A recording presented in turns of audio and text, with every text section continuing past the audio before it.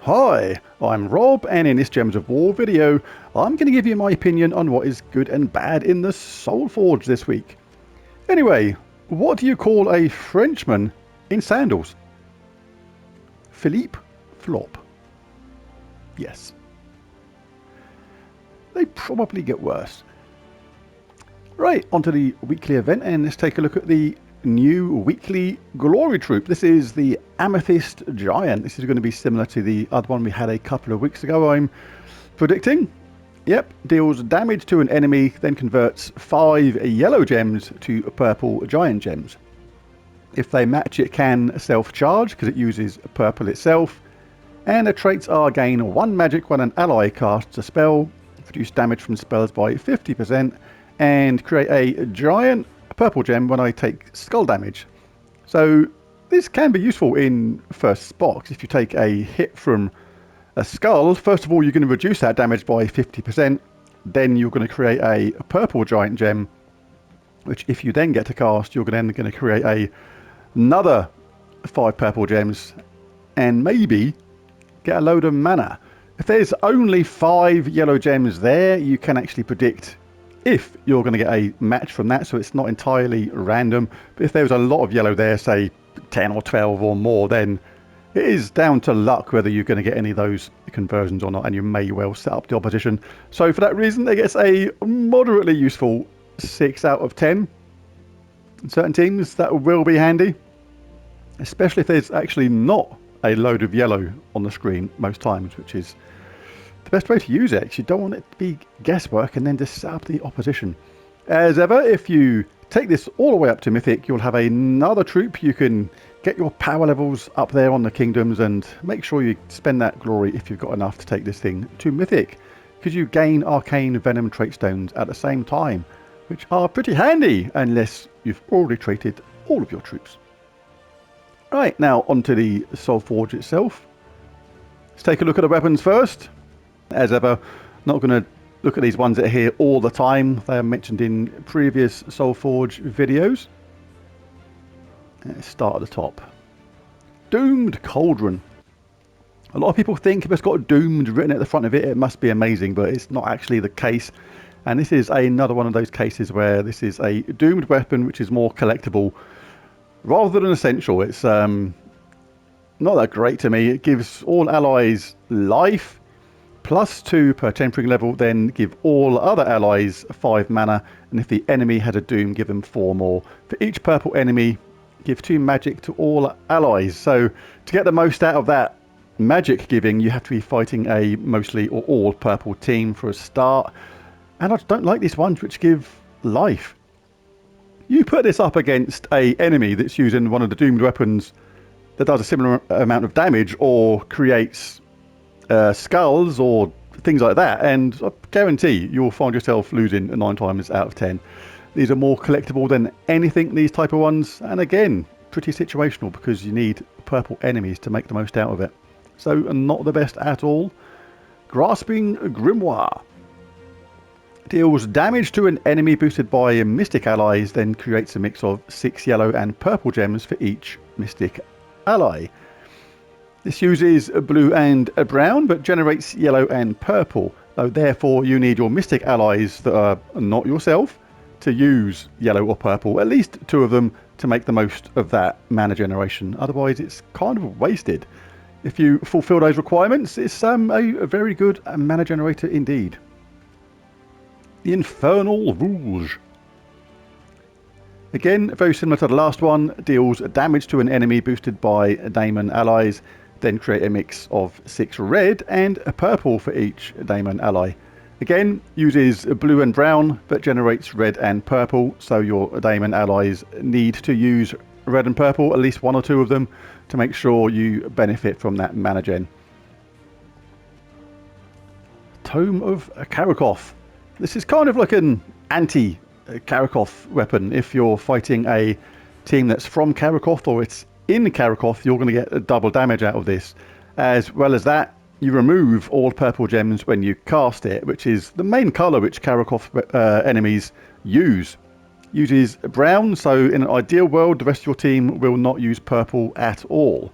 And again, if you fulfill those requirements, it can be okay, but it's more collectible than anything because it's not going to be that often you're going to fight a all Karakov team. But if you fight in Karakov, it can be useful and it's quite cheap to collect. Only 75 diamonds, pretty cheap.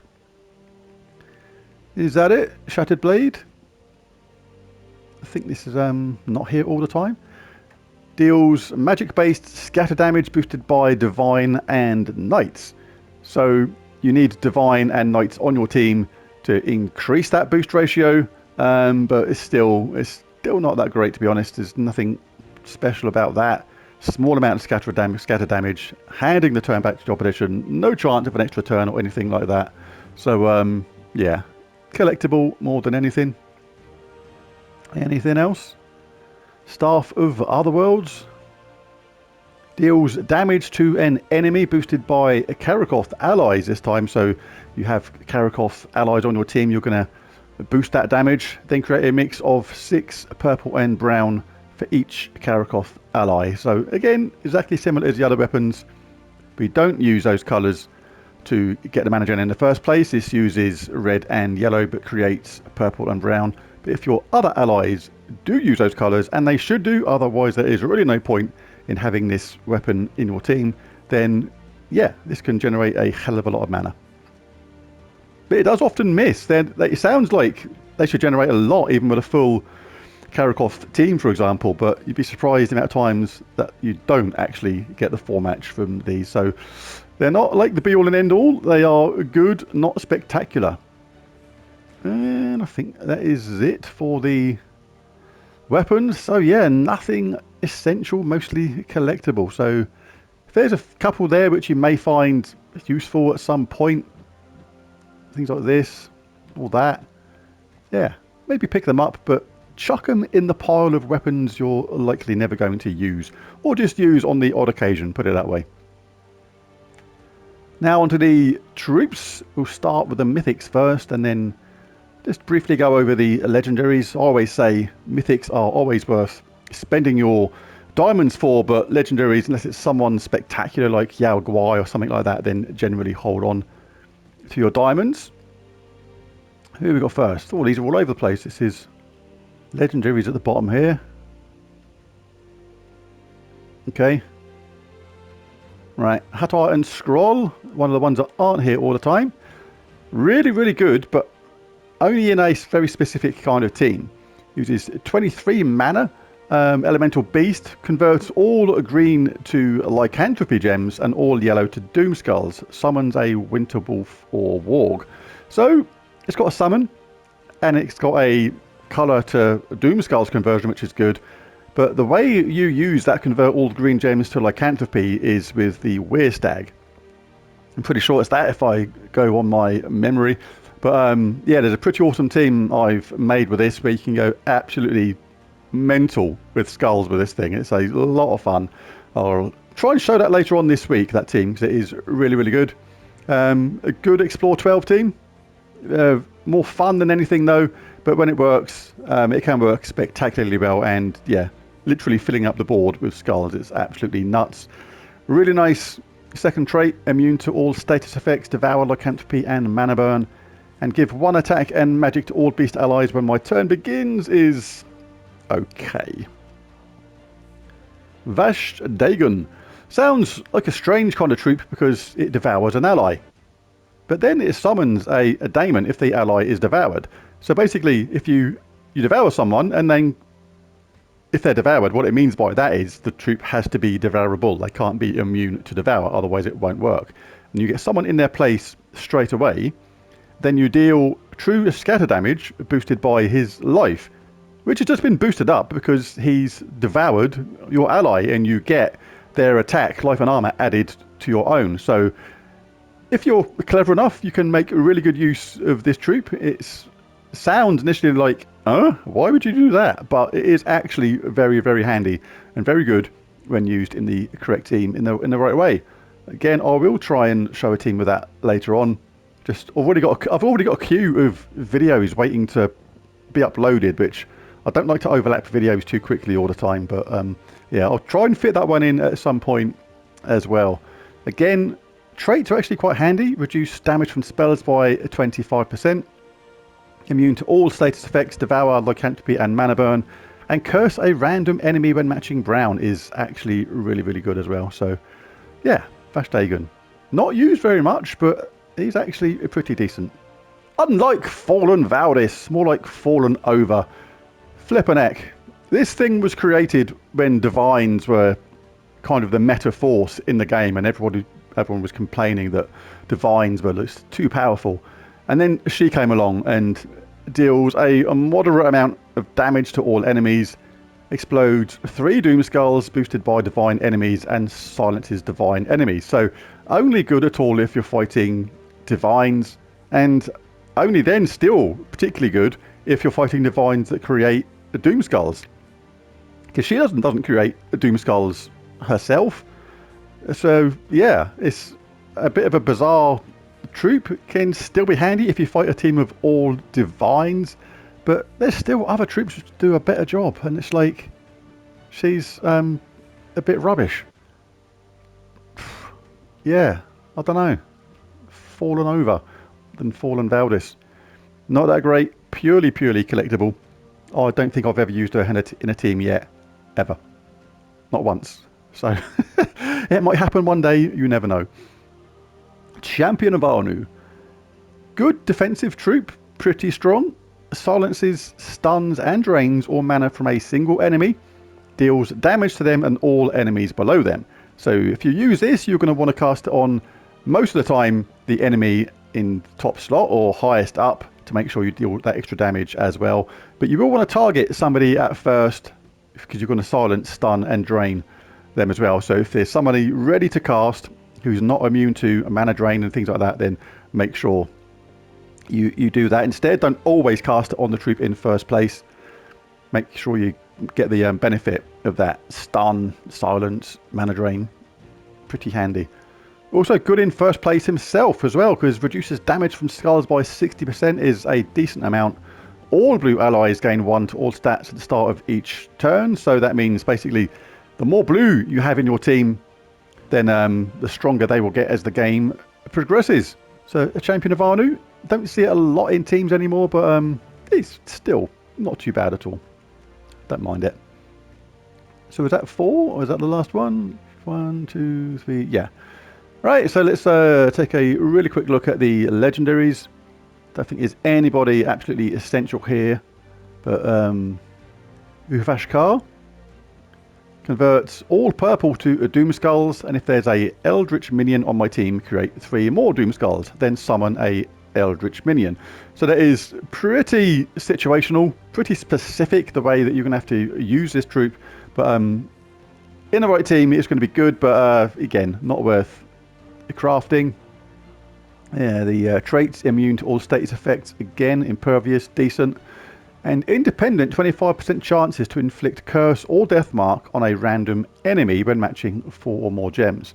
So in a team that basically loops a little bit, that can actually be pretty effective.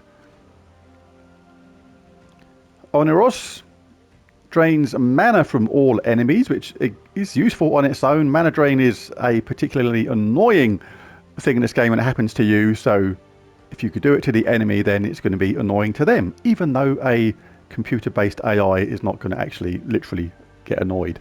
But you know what I mean. Drains 7 mana from all enemies, inflicts Fairy Fire and burns them. I really like Fairy Fire. Fairy Fire increases the damage from incoming spells by 50%, and this Fairy Fires everybody. As soon as it casts, that is pretty decent. Burns them as well, so that all can also be useful in a Fireblade team or something that uses the triple skull damage talent, and then summons 1 to 3 nightmares. So a lot to like about this. Mana drain, Fairy Fire, burning, and summon. Pretty good. Traits are nothing spectacular, but yeah, this one's all about the spell, which is pretty decent. Who's the other one that's okay then? Venoxia is here. Creates 9 green and 9 blue, then deals a lot of true damage to all enemies. This is a decent troop, this. If you haven't got Venoxia yet, this is definitely worth picking up, especially if you've got Queen Beatrix. She works really well with Queen Beatrix. They loop together really well because it creates 9 green and 9 blue. Beatrix uses blue, so the blue this creates can often feed into Beatrix, and then Beatrix can cast. She creates a load of green, which charges up herself. Any overspill go onto Venoxia, and it can loop extremely well. And that poison a random enemy on 4 or 5 gem matches is fairly decent as well, especially if you've got a troop in your team that can kill automatically when an enemy is poisoned. So yeah, I like Venoxia. Who's the other? That's one. Ah, Frostfeather. Deals damage to all enemies, and if there is an Ice Storm, curse all enemies. Yeah, not bad. Not brilliant, no. So, who gets my ultra coveted Mythic of the Week? Well, it's not going to be Fallen Valdis, that's for certain. Champion of Anu? Nope. Vashdagon? Can be good if used in the correct team. But I am going to give it to Hatire and Scroll. Really like this troop. Like I say, I will try and show a team with it later on, which is really aggressive and just crazy on skulls and a lot of fun to use. So Hatire and Scroll gets my Mythic of the Week. Really good. I do like it a lot, and there's the video. Now I'm back later on today. I'll be doing a world event team as well as my Legends Reborn guide, so be sure to check those out later on. And if you enjoyed this video, why not smash that like and subscribe button into oblivion. Not literally, I'm not responsible for you for breaking your phone or your laptop or whichever device you're on, so don't go blaming me for that. Just press it nicely. There's the video. Thanks for watching. Catch you again next time. Bye for now.